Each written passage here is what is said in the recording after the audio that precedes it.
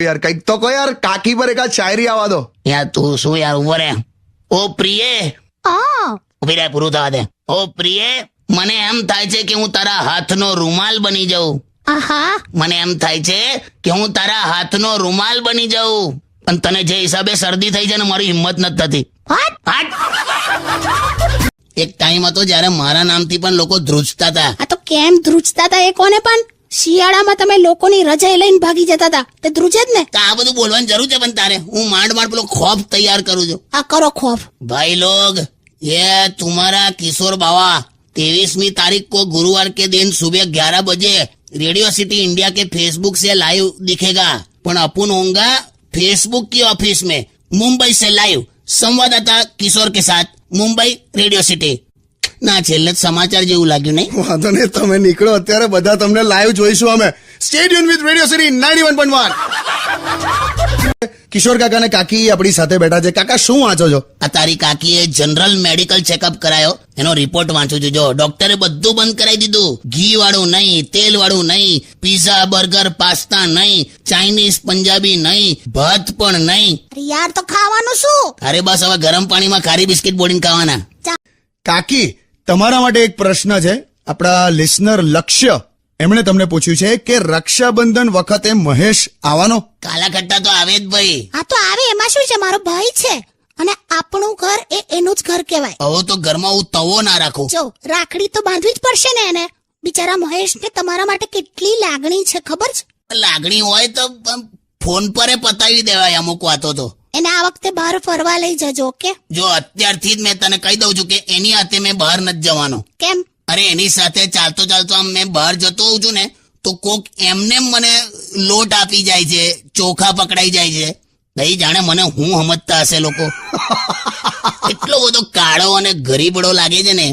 આધુનિક માણસ છે, આધુનિક. રિક્ષાના ધુમાડા ભેગા કરીને બનાયેલો માણસ. બસ હવે સોંગ વગાડો.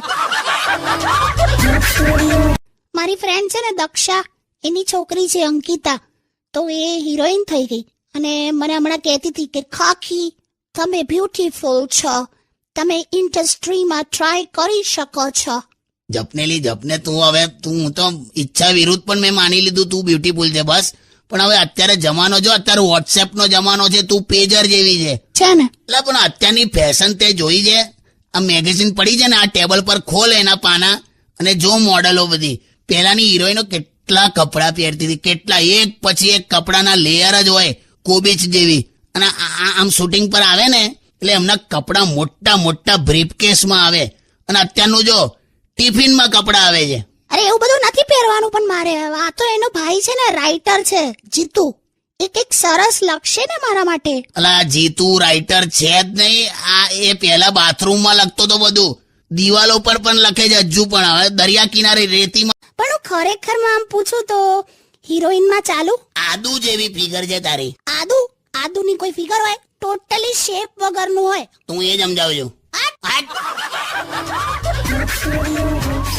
કાકી બેઝિકલી એસ્કેલેટર એટલે છે ને પેલું ઓટોમેટિક દાદરા હોય જે આમ તમને જાતે જ ઉપર લઈ જાય. આમ તમારે ચડીને જવાની જરૂર નહીં એમ. ઉપર મેં મારી સમજાવ. તે પેલું સોંગ સાંભળ્યું છે પેલું શાહરુખ ખાન નું, મેં ઠહેરા રહા ઝમી ચલને લગી? હા. બસ એને જ એસ્કેલેટર કહેવાય.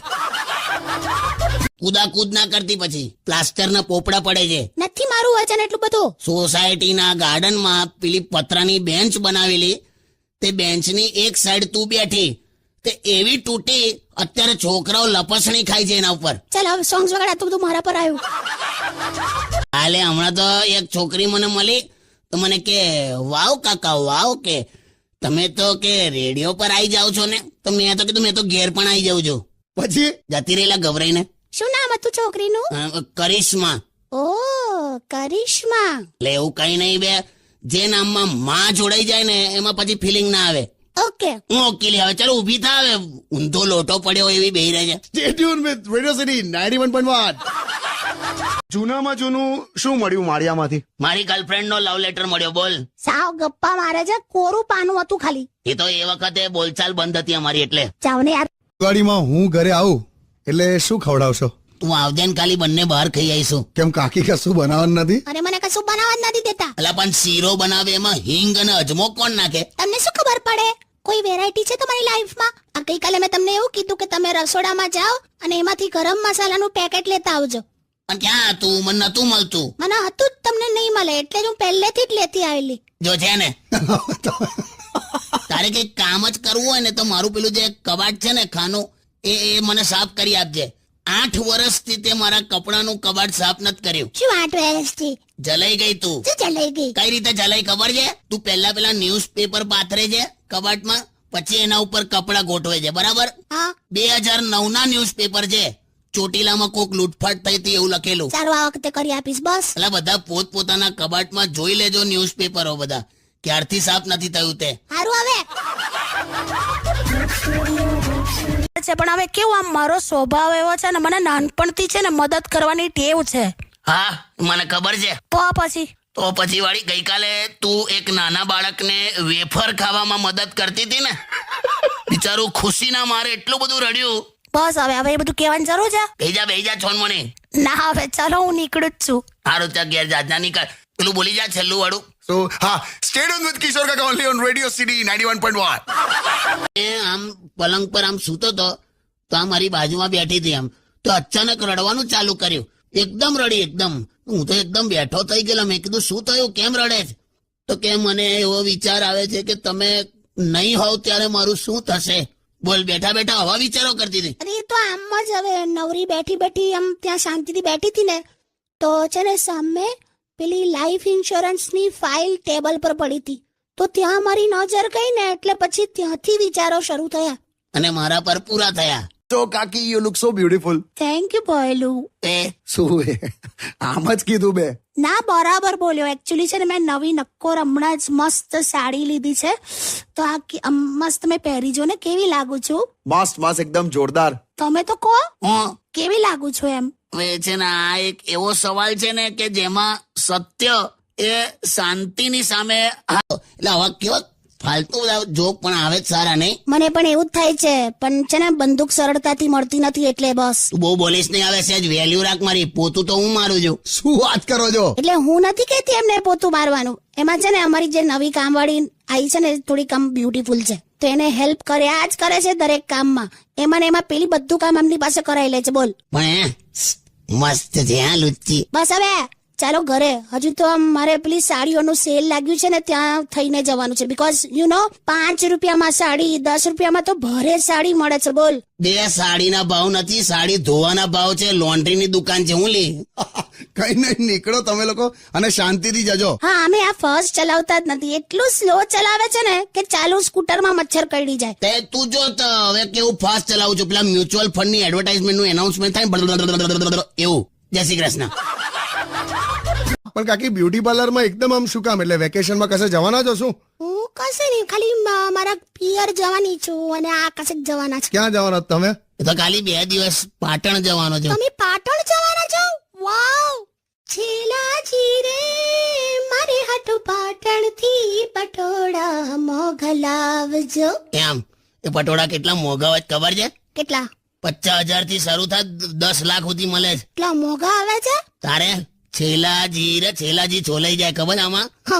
પટોળ પીએફ ના હથોડા વાગે. બહુ તમે તો ટેન્શન ના. ચાલ મસ્ત સોંગ વગાડને પહેલું. એટલે હવે હમણાં છે ને તારી કાકી પેલું રાંધવાના શો જોયા કરે છે, રસોઈ શો ને કિચન એક્સપ્રેસ ને એવું બધું. હા. તો મેં એક દિવસ કીધું, મેં કહું આખો દિવસ આ બધું જો કરે છે, આ કિચન એક્સપ્રેસ રસોઈ બધું, પણ આનો કઈ ફાયદો થયો? તે મને શું કે ખબર કે તમે કોણ બનેગા કરોડપતિ જોયા કરતા હતા. હું કઈ બોલી કે એટલે આપણે ટૂંકમાં એની અડફેટમાં નહીં આવવાનું. લા તો આપણને સંભળાઈ દે. ખ્યાલ આવ્યો ભાઈ વિશ્રાણી સાહેબ? તે અત્યારે કેમ હા આવ્યો, ખ્યાલ આવ્યો, હું નહીં બોલે. હવે એમને સાંભળી લીધું એમણે. હા તો બસ તે સોંગ વગાડ ચાલ. 2 દિવસથી કાકી કથામાં જાય છે. તે જાયલા. અરે આવતા નથી, બાકી એટલું સરસ બોલે છે ને મહારાજ. શું કે મહારાજે એક બહુ સરસ વાત કરી કે આપણા અંદરનો જે અવાજ છે ને હા, એ લોકોને સંભળાય તો લોકો તમારી સાથે જોડાય. હું આપણા અંદરનો અવાજ લોકોને સંભળાય ને તો લોકો તમારી સાથે જોડાય. એવું ના હોય. શું ના હોય? આપણા અંદરનો અવાજ લોકોને સંભળાય એટલે હું શું?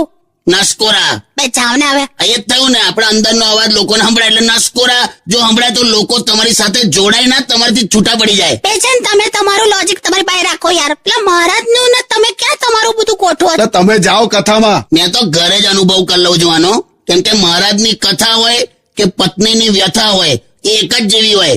કશું સમજ ના પડે તો ધ્યાન દઈને હોંભળ્યા કરવાનું બસ. હટ.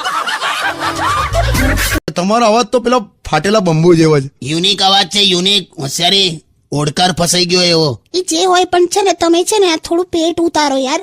બહુ વધી ગયું છે, કાપ્યા વગર તડબૂચ ગળી ગયા હોય એવું. રે આ 23મી ફેસબુકની ઓફિસમાં તમને બધા જોશે ને સવારે મુંબઈમાં, બાપરે કેવા લાગશો. ઉતારું છું લી આવે. પણ ક્યાં એટલું બધું પેટ છે કાકી? છેલા છે. આ ગઈકાલે અનુભવ થયો.